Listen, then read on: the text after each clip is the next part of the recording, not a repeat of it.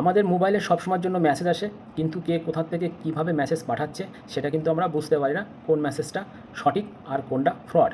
আজ আমি এই ভিডিওর মাধ্যমে তোমাদেরকে বুঝিয়ে দেবো কোন মেসেজটা কোথা থেকে আসছে। দেখো, আমাদের মোবাইলে মেসেজ আসলো মনে করো, অর্থাৎ মেসেজ আসছে, সেই মেসেজের পাশে যদি জি থাকে এটা কিন্তু গভর্নমেন্টের মেসেজ, জি অপশান থাকলে এটা গভর্নমেন্টের মেসেজ। এবং তার আবার যদি মেসেজ আসছে দেখবা মেসেজের পরে যদি এস থাকে, মেসেজের পাশে যদি এস থাকে এটা কিন্তু সার্ভিস বা ব্যাংকের মেসেজ, সার্ভিস বা ব্যাংকের মেসেজ।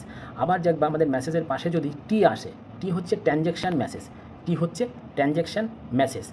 আর আবার মেসেজের পাশে দেখবা পি অপশান আসবে, পি থাকলে এটা হচ্ছে অ্যাডভান্সমেন্ট, এবং অ্যাডভান্স দেয় অনেক সময় কোম্পানির থেকে বা প্রফেশনাল যেগুলো দেয় সে তার থেকে ওই মেসেজগুলো আমাদেরকে আসে।